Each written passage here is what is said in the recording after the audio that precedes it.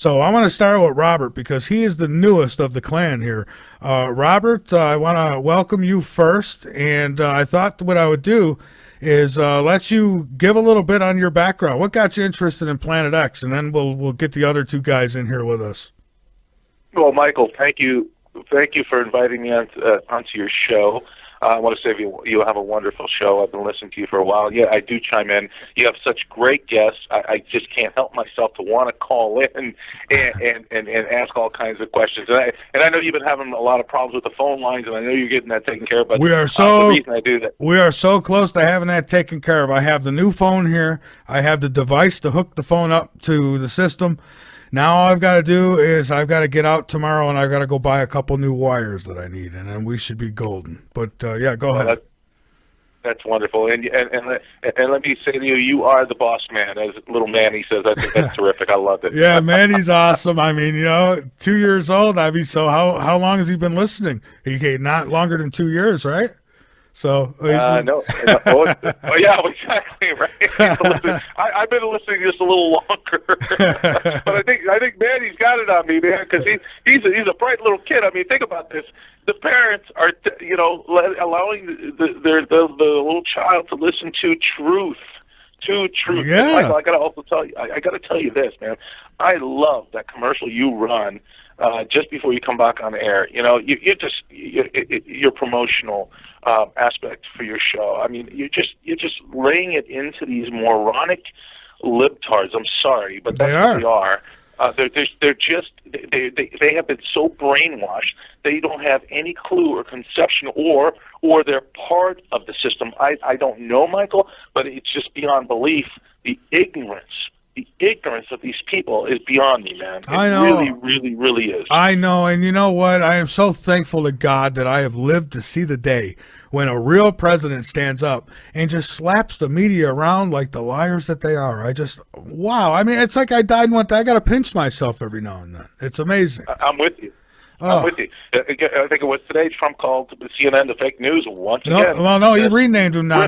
Now they're the very, very fake news. It's double fake. Yeah, I don't know how much lower they could go. They're just about flea shit now. Yeah. They're Sorry, finished Manny. in my eyes. People like yourself and my former self, you are the real media. Okay, this is what's the big transition is, and the dinosaur media they haven't gotten it yet. The blood is running out of their head, and it just hasn't finished trickling down. Well, no, they're getting ready to keel over, Michael. You know what they are? They're like the kid. We've all seen them, right? One of these teenagers, they get caught in their mother's pocketbook. And even though their hand is in there and they've got the money in their hand, they're still in denial. No, I wasn't stealing it. Really, it wasn't me. I wasn't going to steal it. No, I mean, this is what the media is. They're hoping you'll go, oh, okay, and just play stupid like we have for so long. But fantastic, yeah. and so Robert, yeah, what got you interested in Planet X? We've got Dr. Rand is on the line and Peter Kling's on the line, and they'll be in here in just a minute with us. So I want to give you a chance to lay out your story. I mean, what drove you down the road of Planet X? A lot of people interested, but then there's some who just think it's all nonsense.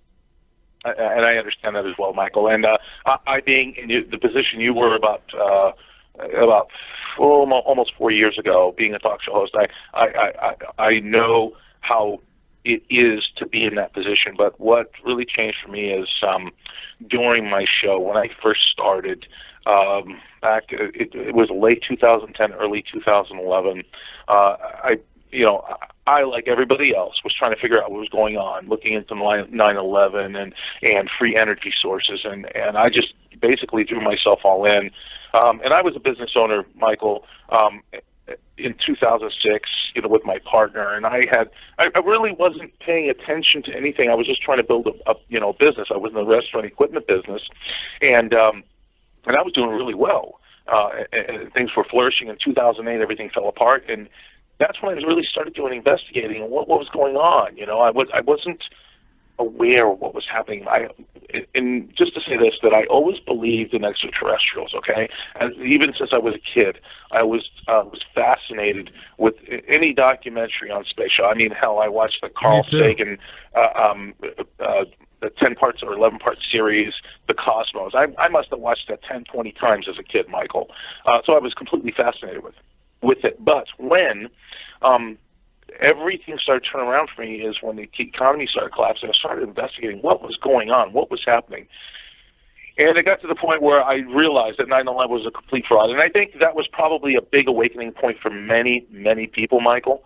And of course, I was thrown into the mix with that, losing everything, losing my business, losing my house. I mean, I lost it all. I was just building at that point. I 2 years, Michael, 2.5 years. I had already built a $500,000 a year business, all gone, taken away in an instant. So you were right? in that point of your life where you looked up and says, "Good, I hope Planet X is coming." You know what? In a sense, I kind of felt that way about a couple of years ago. Yeah. I really did. But that was the anger of it all. And then I pushed that anger aside, and then I started really, really investigating, actually 2.5, 3 years ago. And I was doing a little investigating as I was doing the radio show, but the realization was, as people that have put all their own effort and research on the web, and it's all over the place. I mean, video after video, of course, Zachariah Sitchin, Dave Mead, so on and so forth, and I won't bring up Marshall Masters, I promise. You. He's the only one. I mean, I'd if he would get in the conversation with us, I'd be happy to have him, but he won't do that. So, well, I'm sad for that. I really am. I know what's happened, and I'm sorry for that, Michael. Yeah, well, it's all right. And he's still doing his thing, and I'm doing mine, so I'm not going to sweat it. Right. But what, Michael, to get back to what I was saying, what really made it real for me in 2011 is I was doing the shows, I was really getting to the UFO thing, and I had a roundtable discussion. It was 4 people, and you remember Ed Grimsley. He's passed on now, and a friend of his named William, Bill, he was supposed to be a guest as well. Well, on that show that evening, we were going to have a discussion, about extraterrestrial UFOs, orbs, everything.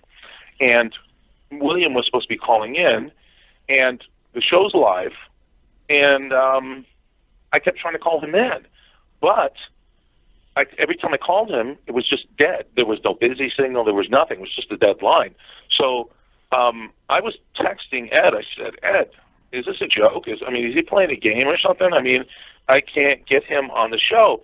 So Ed says, look, let me call him directly and see what's going on. Ed tried to call him, and he got the same thing, dead line, blocked. So I'm thinking, okay, these two are playing a joke on me.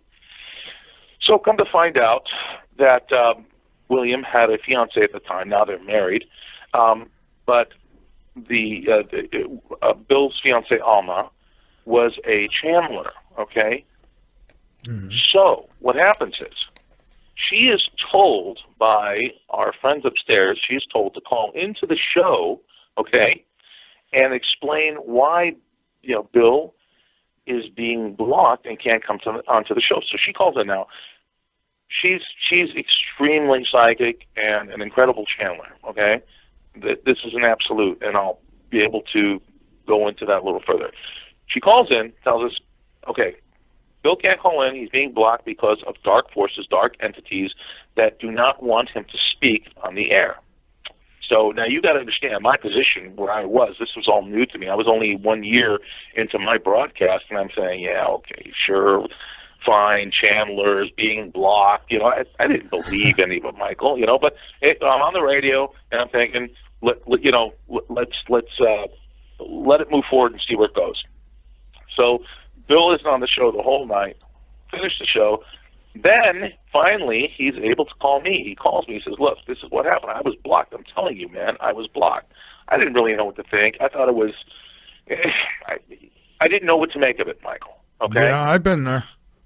Yeah, I'm sure you have. Mm-hmm. So what I ended up doing is setting up a show just with William and Alma to come on and explain what happened with that whole deal, okay? But then you have to understand that I didn't know Alma was a channeler. She was just being told. It was information that she was telling me, but I didn't know she was a channel, okay? So they tell me the whole story, and I said, okay, fine, let's do this. Let's set up a show, you and William. So we set up a show for, I think it was the following month. We set up the show, and Alma and William come on and talk about how the whole thing happened, how he was blocked, and Alma, all of a sudden, she goes into an altered state, into a channel. And we have an ET entity, ET, and this is extraterrestrial because, of course, their psychic abilities are extraordinary, and they can they can project their thoughts directly into our physical beings, and express that information that they want to get out. So an ET by the name of Econ, okay, Econ. Now get this, and I know it's going to be really tough for a lot of people to get this, okay, but Econ is the equivalence of, let's say, a 14-year-old child. But this 14-year-old child is 300 years old and about 15 feet tall.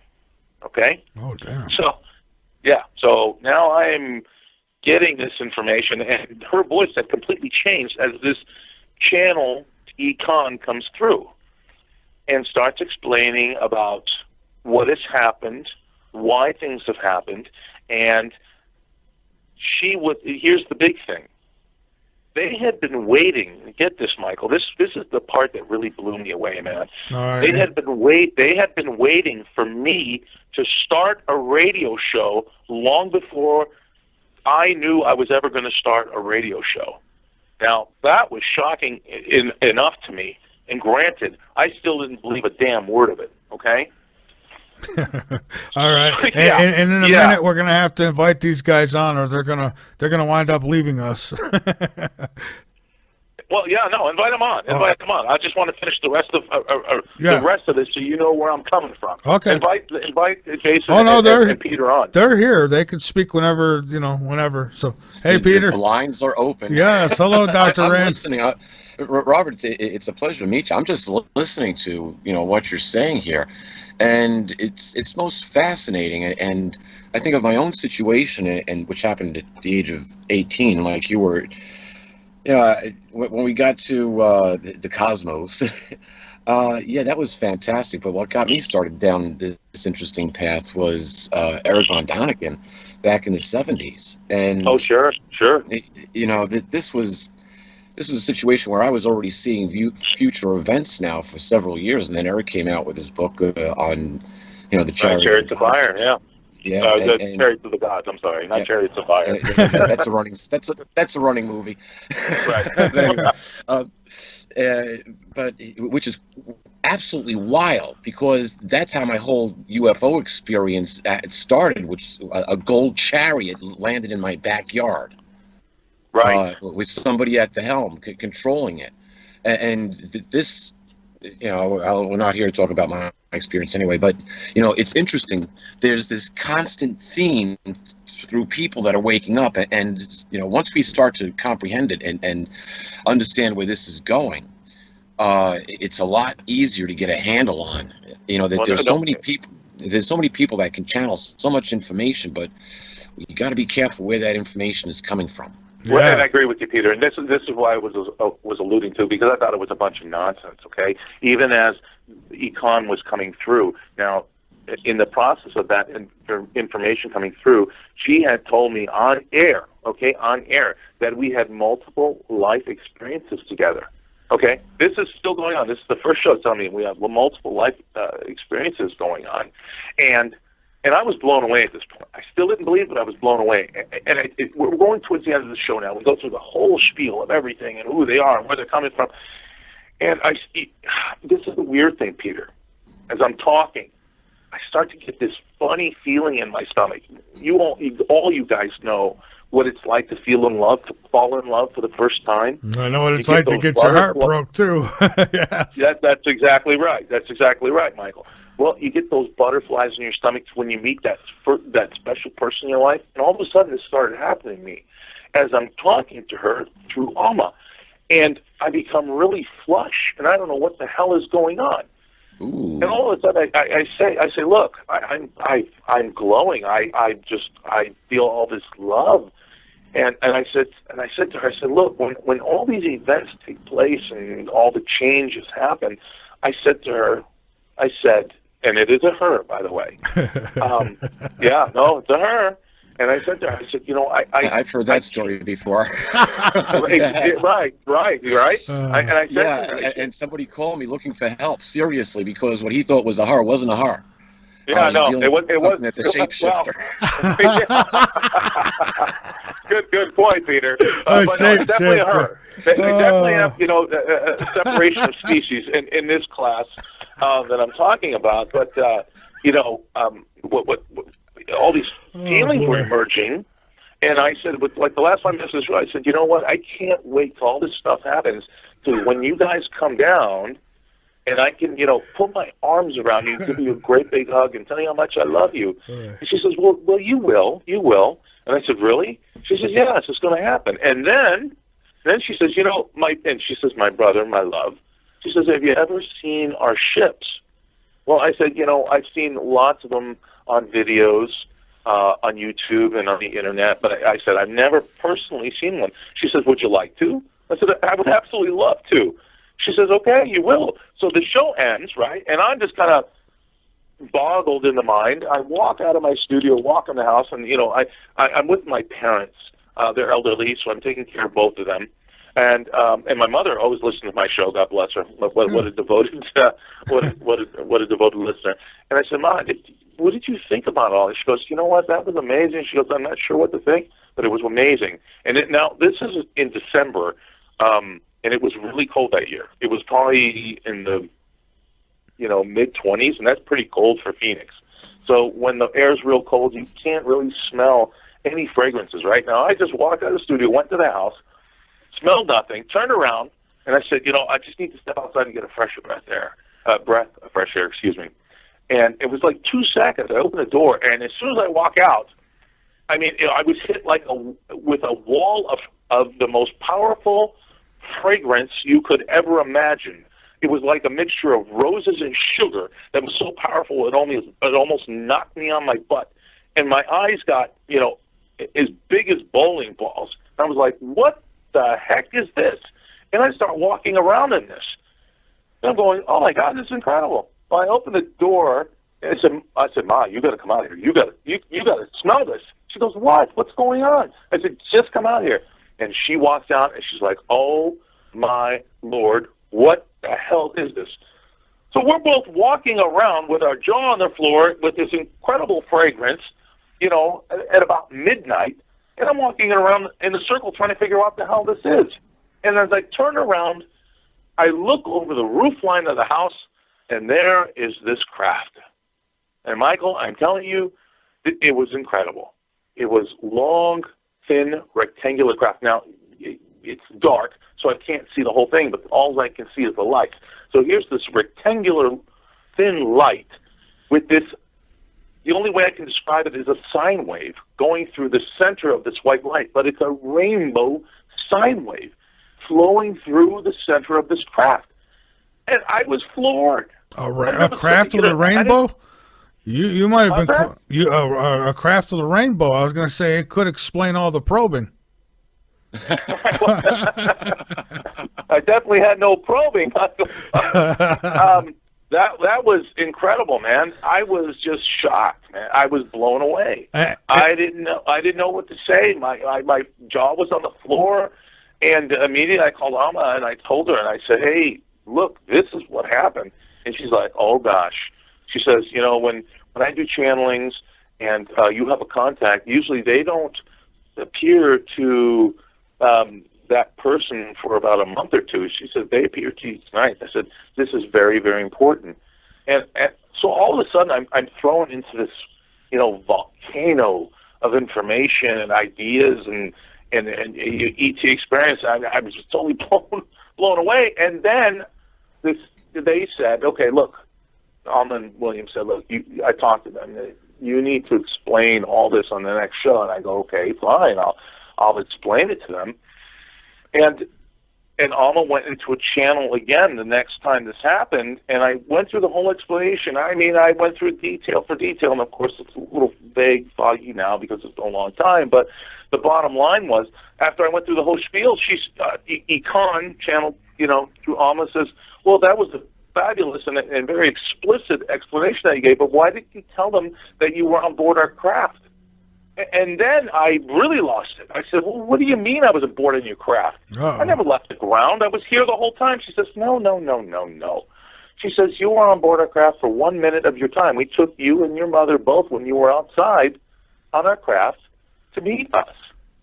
The mic went dead, Michael, for about a minute because I just didn't know what the hell to say at that point. Isn't that'd be Do you have a memory implant of this?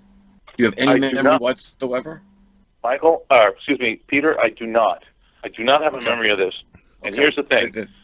I'm analyzing this. E.T. Yeah, is spiking drinks. Huh? I say E.T. is spiking drinks. He's Right. taking you without you knowing it, But go ahead. Yeah, Michael, I wish that were the case, but the problem was that just to jump forward here, because I know I'm taking a lot of time, and all three of us need to get involved in this conversation. But the point is, well, I'll make it real short. The next time this event happened, and this was verified by many people, is when I still had my business. I hadn't gone out of business yet. I had my partner in the office, and I was getting ready to leave the office. It was 4:45, okay? And this is verified by many people. I left my office at 4:45. It only takes me 20 minutes to get home from where my office was to my house. 20 minutes. When I arrived at the house, it was an hour and 15 minutes later, and I had no explanation for it. And everybody was questioning me, where were you? What the hell happened to you? And they came up with all kinds of explanations. I said, no, I left 15, 20 minutes ago. And here's the craziest part. When I was on the freeway driving home, this is bizarre. I don't know how to explain it, but an overwhelming exhaustion came over me. It was instant. Like, I'm wide awake, I'm driving, and all of a sudden, I'm driving, and I'm just so tired, I can barely keep my eyes open. And I'm telling you guys, when I got home, I don't know how the hell I made it because I was so tired. I could barely keep my eyes open. When I walked in the house, and they're like, where the hell have you been? I said, what do you mean? 20 minutes. No, it's 6 o'clock. My jaw was open. I said, I can't talk about this right now. I can't tell you anything about this. I need to go lay down. And I went and laid down, and I slept for 3 hours solid instantly. I got up, and we had the same discussion. Nobody believed me. I called my partner. I said, Ken, when did I leave the office? He says, you left at 4:45. I left 10 minutes after you. They all heard it. It was on a speakerphone. And they were all looking at me going, okay, so what the hell happened? And nobody was still believing me until I had the next show. Well, prior to that, myself and Bob Dean, we went to L.A. and saw Alma and William because I needed an explanation. I need to know what the hell happened to me. So what did happen to you? Do you know? I mean, what did they do to you? Well, it's not what they did to me. They didn't do anything to me because I explained earlier that I had multiple lifetimes with Econ. I'm here, as everybody else is here on this planet, for a purpose, to help awaken the people to understand what the heck is going on. I've done my part. Michael, you're definitely doing your part. Everybody involved in this movement of the truth movement, awakening, is doing exactly the same thing. They told me, okay, and I asked one of my guests when this was going on. I was thinking about having a regression of what happened, but this is what they told me. They said, my brother, first of all, you were with us. Get this, guys. I was with them for 14 and a half weeks in that hour and 15 minutes that I was missing. I was with them 14 and a half weeks. And my mind exploded because that's when I had gone to California to find out, where I'd been, what I'd done, who did I meet, where did we go, what galaxy we go to, what did we explore. I wanted to know everything. And you know what the answer that I got was? And it really, really upset me. They said, it's not time for you to know now. And I really, really got mad. I really got upset. I said, what do you mean it's not time for me to know now? And they said, listen, if we were allow you to remember everything that you experienced with us in that time you were gone, do you think you'd really want to finish living the rest of your life on this planet? It was that bad? Say that again, I Mike? say it was that bad? It was that bad. Well, that's what they told you. Right, that's what they told me, and it's not the Yeah. factor of bad or good. It's I could experience any number of things, but they wouldn't allow me to remember. But what they did say at the end of it, it says, when it's time for you to remember, you will remember. Now, I spoke to several regressionists who had been on my show at the time, and they said, look, if they told you that, they told me directly. They said, Robert, if that's what they said, let it be and let it happen naturally. And also, my friend Bob Dean, that's a ticking time bomb. well, and it could be. It is. But Trust me. but Peter, you got to remember this. You know who Bob Dean is, right? Yes.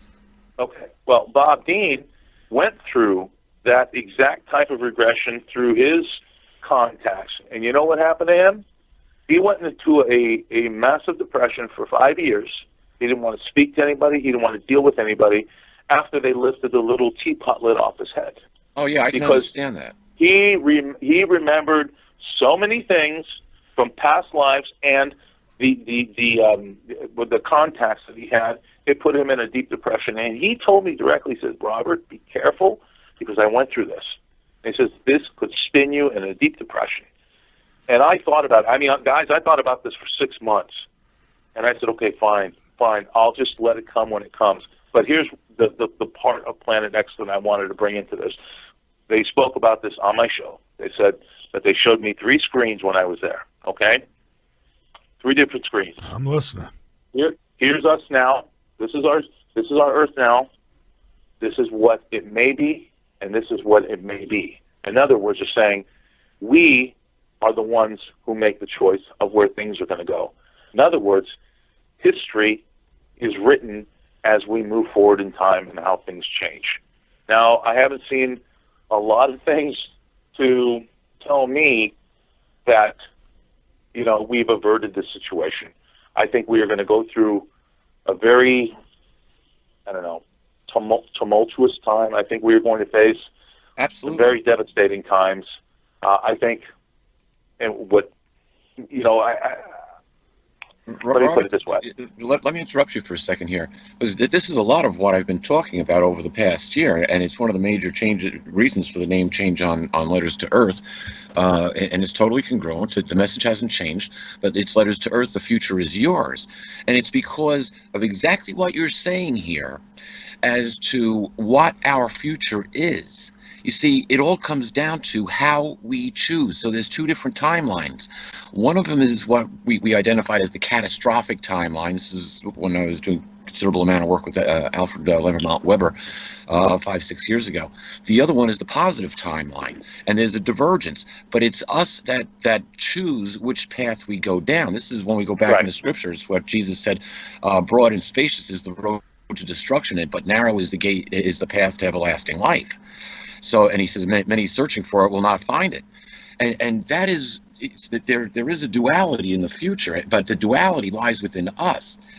Well, Peter, just let me throw a little caveat on there, that the future exists simultaneously because everything exists in a duality, and it's instantaneous. Because you have to remember, in my thought process of what I've been talking about, the past, present, and future exist simultaneously. Yes. It all exists concurrently. There is no future. There is no past. It is only in the timeline that we exist. Now, to further that statement, okay, this is the physical universe that we are existing in this 3D plane as we conceive it. But there are multi-planes. In other words, there are planes upon planes upon planes upon planes of existence. Hence, the transdimensional beings that exist in this. And this is exactly what I've been saying from the beginning and what I wrote in Letters to Earth. We actually live, based on string theory, M theory, and superstring theory. String theory says that in order for us to exist, there needs to be 7 other spatial planes. The fact is, we don't live in dimensions 1, 2, and 3. We live in dimensions 8, 9, and 10. The other dimensions, according to how the mathematics works out, existed before our physical universe existed, and it can exist just fine without our physical universe. However, our physical universe totally depends on those other 7 spatial planes being there. If they're not there, We are not here. String theory gets into really the origin of energy, and explains it mathematically. M theory goes into membrane theory on how universes are created, or how dimensions are created. Well, actually universes. And then you go into superstring theory, which says, well, look, there could be an endless amount of variables, and there could be an endless amount of dimensions. We just don't know. And when we go back to what is now fractal science, which used to be fractal technology, that's exactly what that's exactly the truth. And guys, here's my only problem with the timeline thing is that some of these guys out there, I'll mention none of their names, will use that as an excuse. Well, oh no, well, what I told you was going to happen in the future actually happened. It's just we're lucky it didn't happen on this timeline. And it's like, that kind of bothers me. Well, it bothers me too, Michael, because I don't fall into that belief system. And the reason I say this is that we haven't averted the situation. Exactly. Is this because all these people are capturing these extra solar bodies, which I think is part of our binary system that we are all seeing now. Michael, I sent you that video from Brazil of the two suns coming up. Okay, you have it. I sent it to you. I see it. So when we're looking at this, we got to say to ourselves, okay, what are we facing? Is this a natural cycle of this solar system being a binary system, which most solar systems are binary and trinary, and very rarely is there a single sun with its satellites that orbit around it? And we've been lied to this whole time, Michael. But listen, here's what I tell people when they do send me something like, they send me a picture and say, look, I took this yesterday. I usually put them on an assignment and tell them I want you for the next week to take a picture, take it at different times, sun's coming up, and keep a record of it for the week and then share it with me. And because if that happens, then you should, and it's there, you should be able to duplicate it. And that's right, and that's the thing, Michael, that I was able to duplicate it the year before.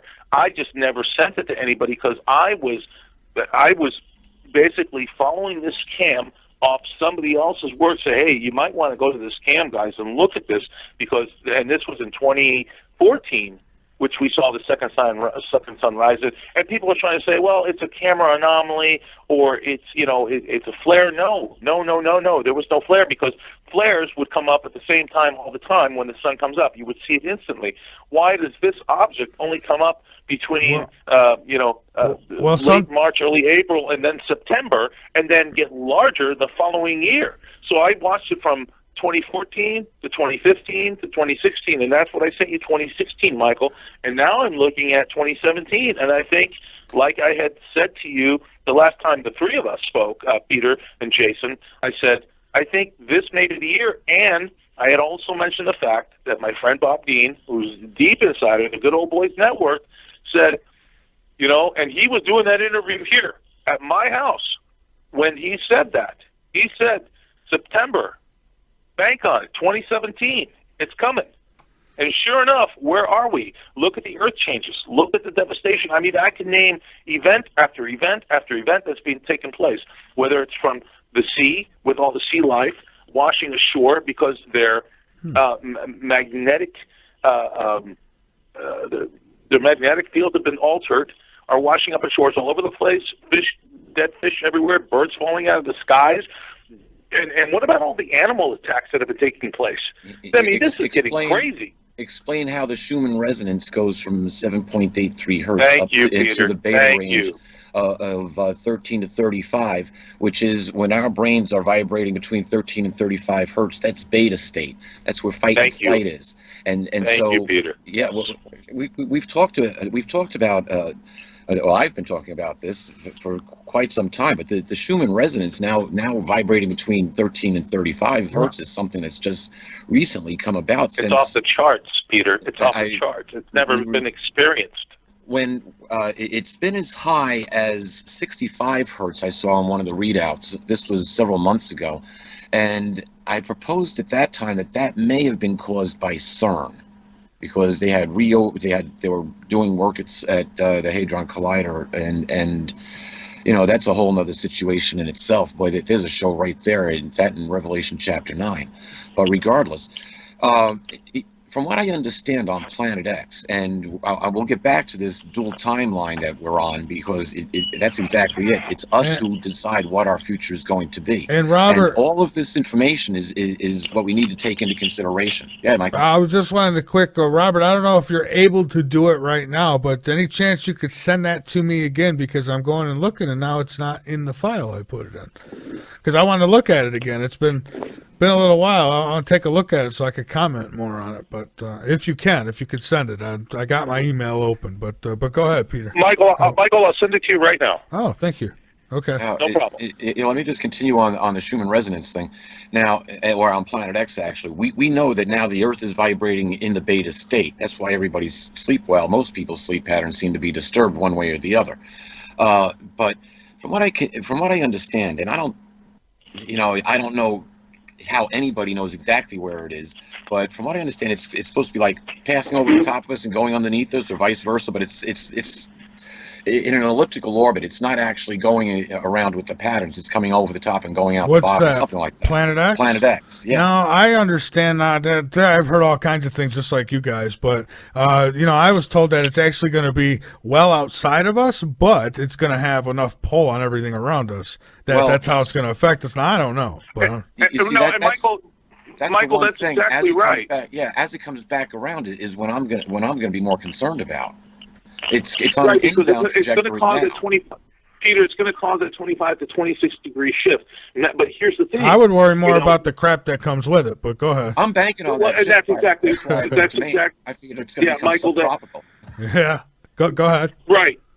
The thing I was going to say, and I think, Peter, you're absolutely right in what you said. I think it's not going to be as violent as everybody thinks, because it varies on how it,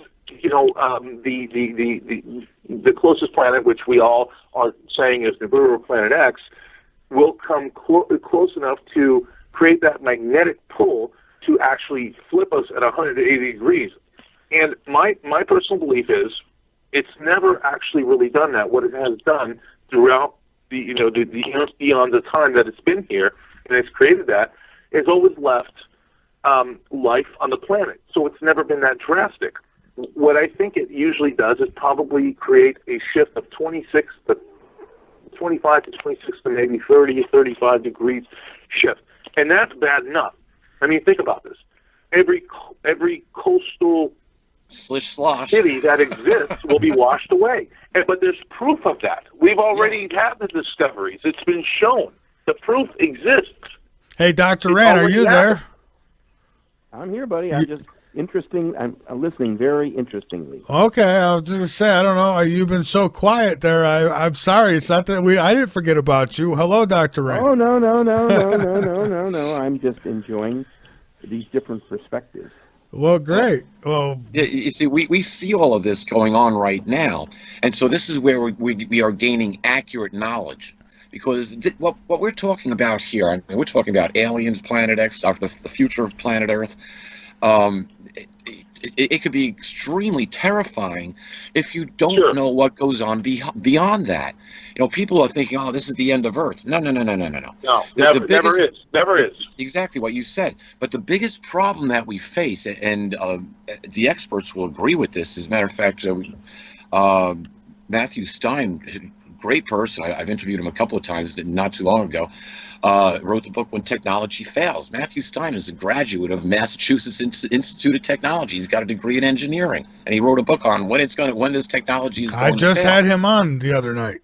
Well, then he told you the number one problem that we're facing in the future is the electric grid going down. The grid, down. yeah, that's the whole nut in a nutshell. Right, and that also relates to exactly what we're talking about, because you can basically understand that what Ed Dames has been talking about for years and years and years. He says, this extrasolar thing is going to come down and basically wash us down with this solar radiation, which is going to put down the power grid, and a whole hell of a lot of people aren't going to be left. Why? Because if you don't have fresh water, if you don't have power, because back in the late 1800s, everybody knew how to live off the land. Guess what? That doesn't happen anymore. It's just farmers. If you happen to be a farmer, you're going to do just fine. But you know what? If you live in the inner city, you're not going to do so well. You're not going to fare so well when this whole thing comes down. Well, here's And my this thing. is where the prophecies come right into play out. I mean, this is one of the things that Jesus spoke about, is when it was time to leave the city. And I can go back and give you the historical account, but you are 100% Exactly, Peter. I heard you correct. talk about this the other night. Just to say, Michael, I just sent that off to you. You should have it. Oh, okay, yeah. As a matter of fact, I do. And guys, real quick, I'll just add my 2 cents. And like I said before, Planet X comes by, causes all this havoc and damage and destruction. And really, you got to be lucky if you're in a place you're not affected should this happen, right? So for me, I'm going to let the young people worry about surviving. And if something like that comes, I hope I'm right in its freaking path. That's all I can say. But You sound like you sound like the old. The old. Gonna stand on the beach and watch you coming. oh yeah, I'm gonna. Oh Lord, Michael. I'll be that guy that It's radio. not as bad as you think it's going to be. Well, it's gonna be horrific for people that are in densely populated areas. If I can't have pizza, it's getting pretty bad. Michael, I thought about that, and I thought, living off the grid, dang, it's going to be a pain in the butt to make a pepperoni mushroom pizza. I got to grow the pig, I got to get the seasonings. It's going to take me a year for the pepperoni just to do that. I can handle the tomatoes and the mushrooms, and we can grow the flour, but the dang pepperoni, come on, we're talking about a pig and then aging of the meat. I'm gonna make a deal with the neighbor. You collect the water, I'll save the pizzas. Well, Jason, you've been so quiet, and I loved interviewing you in the past. By the way, I hope you remember who I am, but you've been quiet. You've been quiet in the corner over there. Well, I'm most interested in your personal account as being a contactee. And yeah, we could make a whole show out of that, but go ahead, Doctor. Sorry to interrupt. Yeah. Oh, that's all right. And my respect for Peter, of course, has developed over the past year. And Michael, thank you for, of course, putting the show on for us tonight. And more importantly, the reason I've been kind of silent is that you two guys have given me great pause tonight. I must tell you. I had prepared some material for tonight, and I thought that it would be a real good idea for you guys to set the stage, which you did beautifully. So if I could interject just a few thoughts here, okay? Sure. The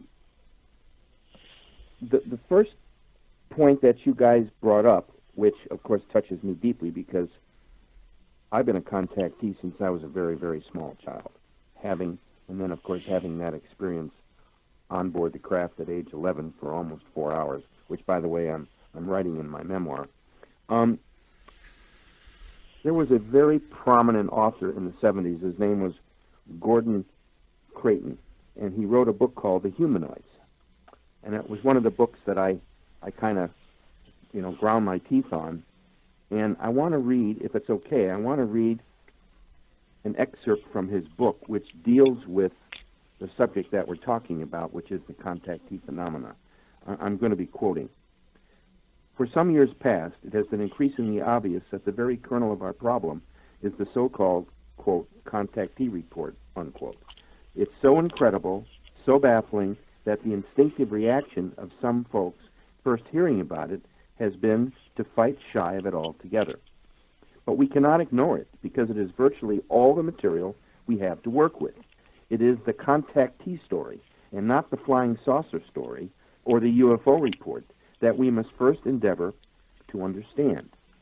If and when we have grasped what these tales of landings and of contacts with Earthian entities mean, we may perhaps be on the road to understanding some of the larger aspects of the problem of becoming a contactee. Now, Robert, let me address you. Let me address you directly here. You should consider yourself very, very lucky, and especially gifted in that you may, in fact, have been taken aboard a craft, which is not unusual for contactees. So the advice that was given to you, remember when you were asking the question of, you wanted to know this and you wanted to know that? Absolutely. Jason, I just need to say this. I consider myself extremely lucky in that aspect. It's not that it was something that was, out of my realm, and I always wanted something like this. But it's like, Think about this for a second.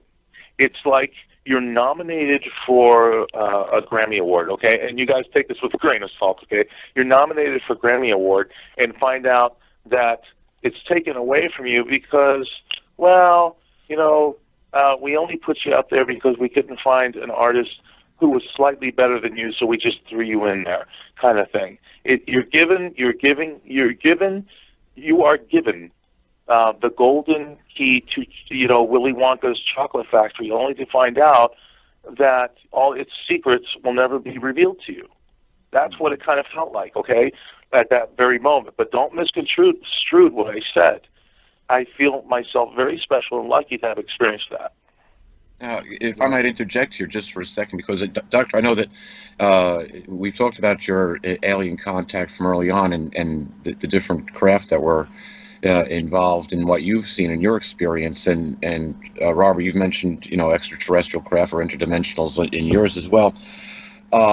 I was never taken to any craft. I was taken underground, which is quite interesting because not too many people are taken underground. I only know of a couple of other people that this has actually happened to. One contacted me within 24 hours after I first told my alien story, which I never talked about. I wasn't allowed to talk about seeing the future. I had alien contact. You really thought I was going to start talking about that now? So I kept that hidden for years. But it ended. It wasn't just one trip either. It was 4 or 5. And it's shortly after my 18th birthday. And I believe it was on the last contact, or actually, I can't say exactly the last contact, was that I was let know. They gave me a final warning after they told me they were going to kill me. But I was in their presence when they let it be known that they assigned somebody to kill me. And I was in shock. Peter, if I may interject something here, it sounds like what you experienced is a lot of the ET. Well, okay. Let me back that up. It sounds like what you experienced is part of the covert deep state scenario, which are deep state entities, military or whatnot, and ETs being probably the Greys. Which species? I have no clue.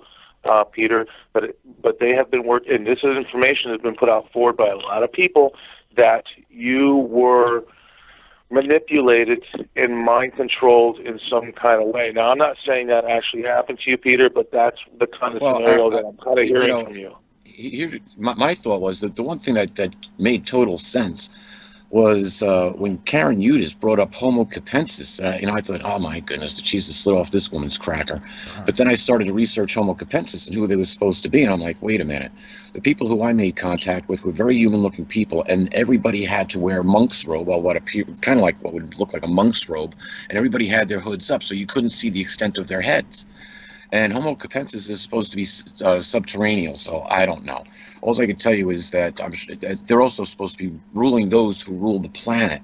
And if that's the case, that would explain a 500-year-old connection back to when the church turned around and condemned my family and started to execute us systematically for 300 years.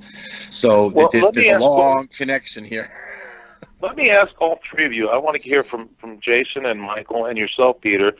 What do you think the connection with this, all of a sudden, the information coming out of Antarctica would relate to? Because I think it's deep-seated, very ancient, and I think it may help change the process of the technology that we have been following, which is a controlled construct by the powers that be to keep us enslaved in their system of manipulation and monetary manipulation in order to continue their controlled evolution of our species. I'd like to see what you think. And Michael, I want to see what you think of that video as well, by the way.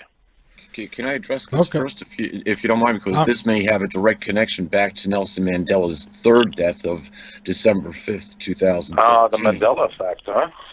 Well, not so much the Mandela effect, but every once in a while somebody throws you a bone.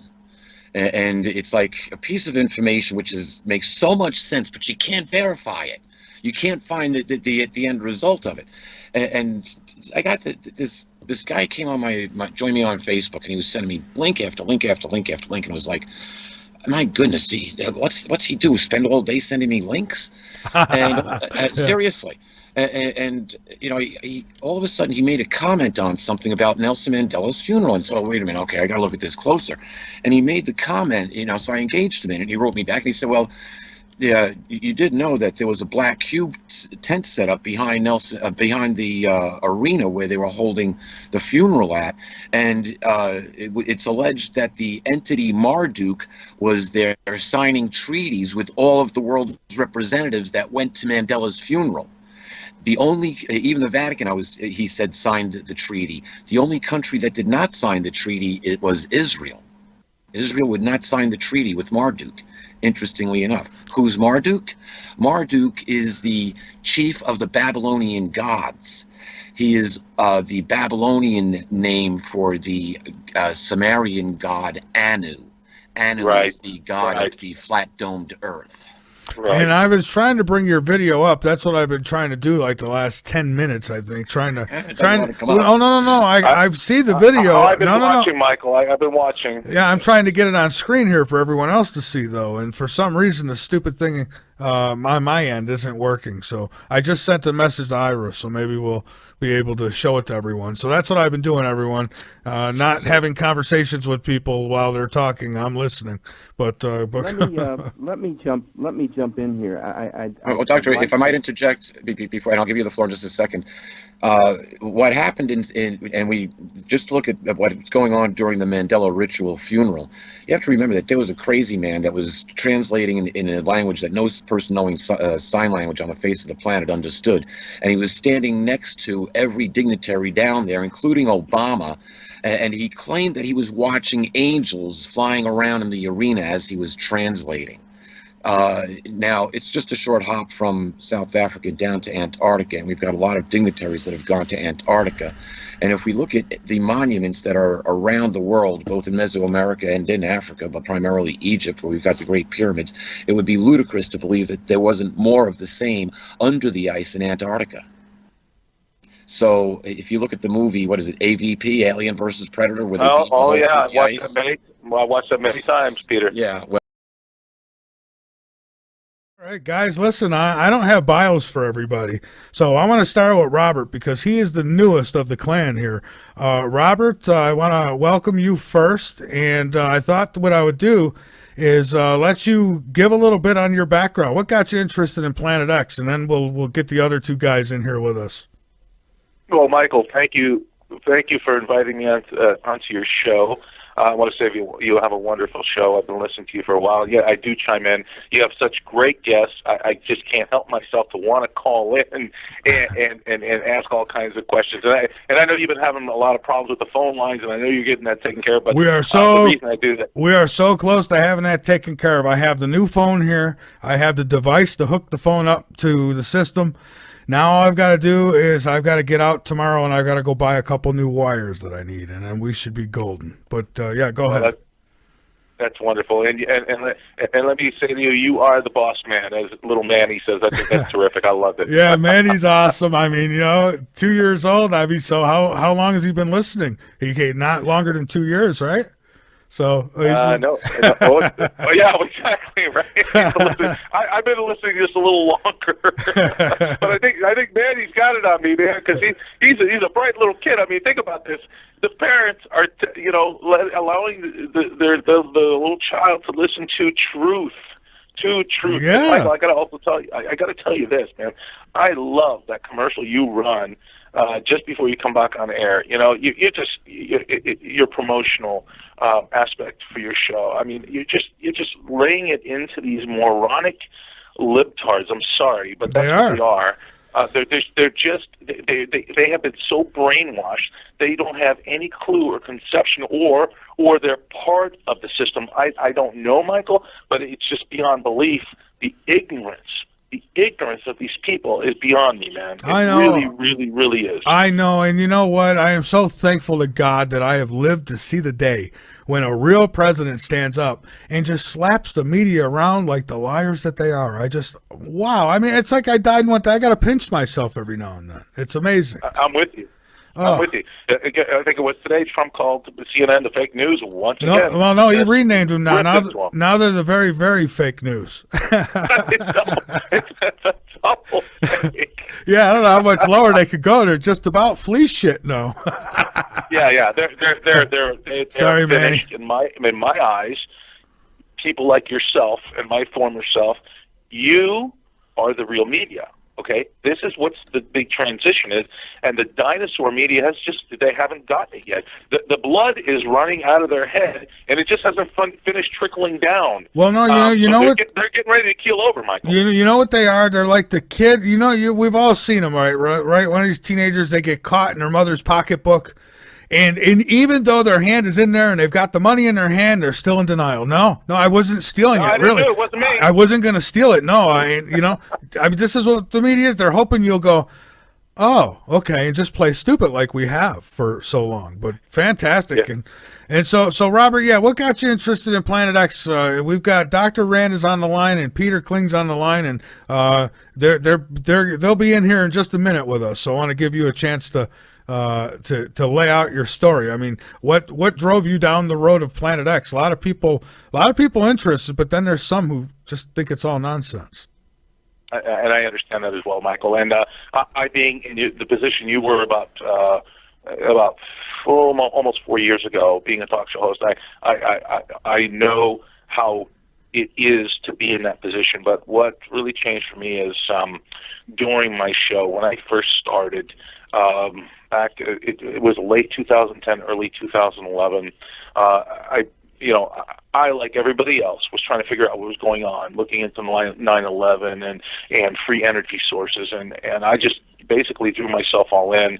And I was a business owner, Michael, in 2006, with my partner, and I really wasn't paying attention to anything. I was just trying to build a business. I was in the restaurant equipment business, and I was doing really well. And things were flourishing. In 2008, everything fell apart, and that's when I really started doing investigating and what was going on. I wasn't aware of what was happening. And just to say this, that I always believed in extraterrestrials. Okay, and even since I was a kid, I was fascinated with any documentary on space. I mean, hell, I watched the Carl Sagan.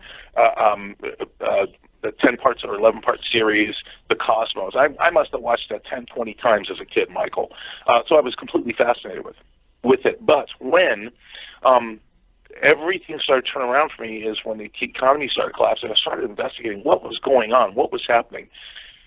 And it got to the point where I realized that 9/11 was a complete fraud. And I think that was probably a big awakening point for many, many people, Michael. And of course, I was thrown into the mix with that. Losing everything, losing my business, losing my house. I mean, I lost it all. I was just building at that point. I 2 years, Michael, 2.5 years. I had already built a $500,000 a year business, all gone, taken away in an instant. So you were in that point of your life where you looked up and says, "Good, I hope Planet X is coming." You know what? In a sense, I kind of felt that way about a couple of years ago. Yeah. I really did.